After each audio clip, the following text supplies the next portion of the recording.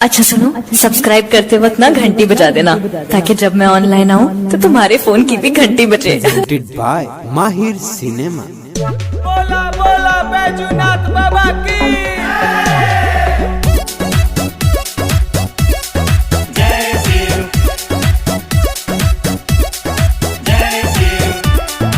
Music by Sanjay Yadav। Ara Ballia Chhapra से कांवरा मंगा दी, गेरुआ कलर सैया साड़ियों ले आदी, आरा बलिया छपरा से कांवरा मंगा दी, गेरुआ कलर सैया साड़ियों ले आदी। बोल बम बोले रहिया में डोले सब लोग जाता हो, कि गह गह करे देवघर नगरिया जैसे के नारा सुनाता हो। कि गह गह करे देवघर नगरिया जैसे के नारा सुनाता हो। माशाल्लाह रिकॉर्डिंग स्टूडियो दिल्ली। बोला बोला देवघर बाबा की बुल बम बुल बम बुल बम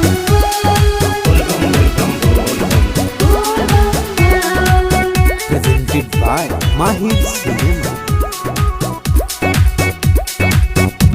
कहतानी पिया अब मानी हमर बात जी, जातरी जेठानी हमहु जाएबे उनके साथ जी। हमन के जिंदगी सवार जाई हो, भोले जी के कृपा जे पर जाई हो। करे नीनी होरा बात मानी मोरा कहे नाही बुझाला हो,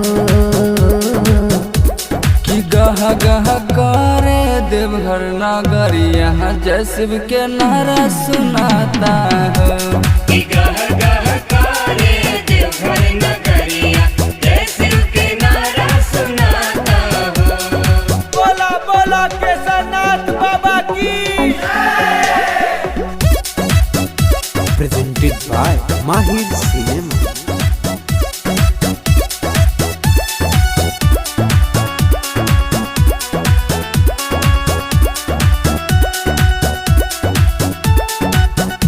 सुनिले कि भोले जी के महिमा महान हो, दुख दूर होई जे भी जाई बात मान हो।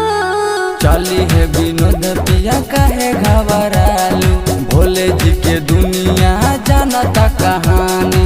कांवर सजाली कान पर उठाली काहे नाही रउआ बुझाला हो, कि गह गह करे देवघर नगरिया जैसे के नारा सुनाता हो। कि गह गह करे देवघर नगरिया जैसे के नारा सुनाता हो। अच्छा सुनो, सब्सक्राइब करते वक्त ना घंटी बजा देना ताकि जब मैं ऑनलाइन आऊँ तो तुम्हारे फोन की भी घंटी बजे। Presented by माहिर सिनेमा।